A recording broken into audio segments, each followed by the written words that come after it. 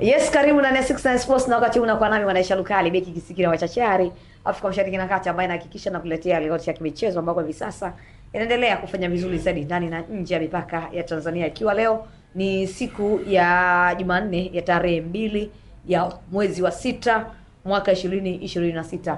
Ndani siku hii ya leo tumebahatika kuwa na Machiri Yanga, shabiki na mwanachama kindakindaki wa Young Africans. Tunaenda kuyazungumza mengi ya kimichezo ambako hivi sasa yanachukua nafasi yake kwa uwanda mpana kweli kweli. Zikiwa zimebakia saa chache sana kuelekea katika finali ile ya vijana wetu wa Serengeti Boys. Machiri, ni kweli upo mjini?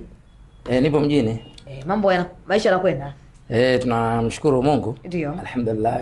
Tupo tauni hapa, lakini moja ya watu ambao walitakiwa kusafiri na mimi jina langu lilipitishwa. Niseme tu kweli, kwa mara ya kwanza na mimi nilipata nafasi ya kwenda Morocco, lakini kicho nikwamisha ni passport tu. Ndio. Katika ufuatiliaji wa passport mpaka muda unafika, nilikuwa sijakamilisha baadhi ya vitu. Ndio. Ndio ufuatilie sasa ukamilishe. Hilo kwa sababu jambo nilishalianza na mpaka jana nafika mida ya saa 12. Zoezi naenda kushindikana, maana yake ni kwamba kama sio kesho kutwa passport yangu itakuwa tayari imeshakamilika. Ndio. Kwa hiyo wataniona mashabiki wangu katika mechi ambazo zinafuata huko mbele. Maana yake ni kwamba nitakuwa nitasafiri sana. Mama Samia hana baya. Yaani Mama Samia ameupeleka mpira kwa watu wenye mpira wanaozungumza mpira asubuhi, mchana, jioni. Akina Machiri Yanga kila siku tuko kwenye media kwa ajili ya kuzungumza. Na mpira ameupeleka huko. Maana yake sisi ndio tunakuchagiza zaidi kuhusiana na swala la AFCON. Niambie. Ndio. Hapo kuhusiana na safari, kuna baadhi ya watu wameonekana kana kwamba hawakuchaguliwa, alafu maneno yamekuwa ni mengi pia mitandaoni. Mimi katika ile hapa siwezi nikalifumbia macho. Lazima niongee ukweli. Ndio. Kwanza kabla sijazungumza hicho ambacho umeniuliza, lazima tumpe maua yake wala Askaria. Ndio. Anafanya kazi kubwa sana katika viongozi. Mimi ambaye nimekaa muda mrefu, nafikiri katika viongozi ambao wamepita katika toka nzama za Fati mpaka sasa hivi TFF, wala Askaria ndio kiongozi ambaye ana rekodi nzuri. Kwa hiyo inapotokea siku nyingine imetokea nafasi ya kwamba mashabiki wanatakiwa waende wakaisapoti timu ya taifa, na sio timu ya taifa tu, hata ngumi, riadha, michezo aina yote, kama wanahitajika mashabiki, maana yake ni lazima izingatiwe engo ambayo imekusudiwa. Sio mtu amekaa tu, yani tunaweza tukasamani kidogo. Nimepata habari mpaka wabunge wameenda kuichangamkia hiyo fursa. Sasa najiuliza ni kwa sababu ya ndege ya bure au ni nini? Kwa sababu hili swala ni swala la watu wa mpira. Unaweza kuwa mbunge unaujua mpira na unaufuatilia mpira, lakini sio kazi yako kukaa jukwani na kuushangilia mpira. Ndio. Yaani umeshazoea kukaa kwenye kiti, unazunguka, unaleta mada zako za jamii, lakini sio mambo mpira. Mpira una wenyewe, akina Machiri Yanga, akina Official Kevo, akina Godi Yanga ambao wamebahatika kwenda sawa, akina Mzee wa Saluti, umeona, akina Pasi Milioni, watu ambao wanaujua mpira kwamba sisi kazi yetu kiwa jukwani lazima tufanye jambo fulani kwa ajili ya 1, 2, 3. Lakini inapotokea fursa, alafu wenye mamlaka ya mpira tunawazungumzia TFF, bodi ya ligi na baraza la michezo Tanzania, yani fursa inatokea BMT wanaenda kuchukua kila aina ya majina kwa ajili mama tukatangaza 1, 2, 3 watu waende Morocco. Mimi naona hiyo sio sawa. Yani wameukosea mpira wa Tanzania, wameukosea sana. Yani kama ni kuunajisi hapa, wameenda kuunajisi mpira wa Tanzania. Mama akafanya jambo sahihi, watu waende wakaisupport timu ya taifa. Lakini waliokwenda sio watu sahihi. Umeelewa? Wachache watu sahihi, lakini walio wengi sio watu sahihi. Naamini kabisa hamasa ambayo ilikuwa inahitajika kwa Mama Samia Suluhu Hassan, ambao walitaka watu waende kule wakalete ile hamasa, sidhani kama itapatikana. Maana walioenda sio watu wa mpira. Walioenda sio watu wa mpira. Tukirejea sasa katika pichi siku hii ya leo, tunaenda kushuhudia finali ya namna gani hasa?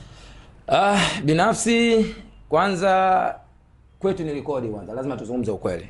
Ni rekodi kwa sababu toka ligi na tuseme mashindano yanaanza miaka hiyo ya nyuma, sisi hapa ligi yetu ilianza mwaka 1960.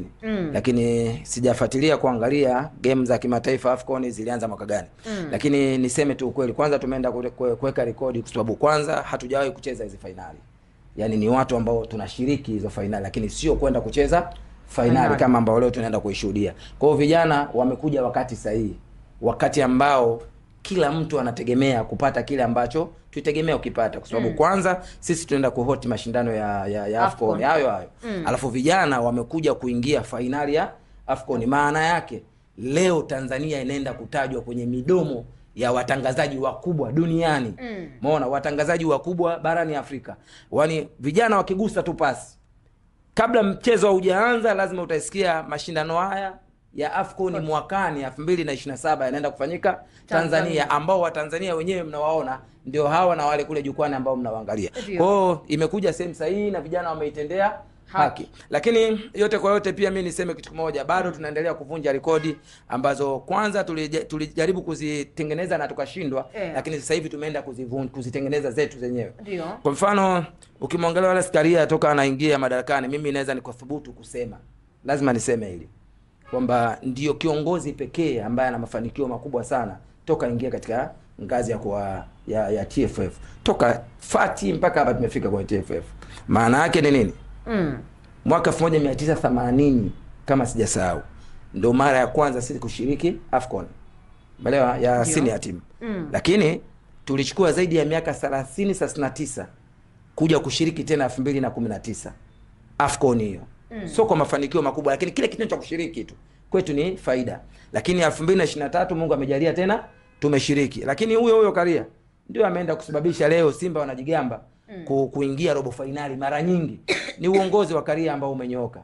Lakini pia si Dar es Salaam Africans tunajigamba kwenda kucheza finali za shirikisho, tunajigamba kwenda kuingia robo finali ya klabu bingwa. Wale Karia huyo ambaye yupo TFF, mimi binafsi nampa maua yake. Lakini yote kwa yote leo nategemea Tanzania kupitia Serengeti Boys tunakwenda kulichukua kombe na tutakuja nalo nyumbani. Basi tukibakia hapo katika siku hii ya leo katika mitandao mbalimbali ya kijamii kuhusiana na masuala mazima ya kimichezo, kuna clip bwana Machirianga imetrend kweli kweli. Shabiki mwenzenu yule wa Young Africans, Priska Yanga, yule mwanadada amefanyaje tena? Alifika pale Jangwani kwenda kuangalia namna ambavyo ujenzi wa uwanja umefikia katika hatua gani. Amesema ni siku 18 tangu taarifa ilivyotolewa, lakini mpaka hivi sasa ngoja nikwambie kitu kimoja. Kwanza amefanya kitu ambacho binafsi nikwambie tu ukweli, ni kitu ambacho hata mtaani kinazungumzwa. Lazima tuongee ukweli, kwa sababu inawezekana kafikisha ujumbe ambao watu wengine walishindwa kuufikisha. Kwa hiyo kwa maana hiyo, maana yake ni kwamba ametembelea kabisa katika eneo husika na amefika, mazingira hakuyaona yalivyo.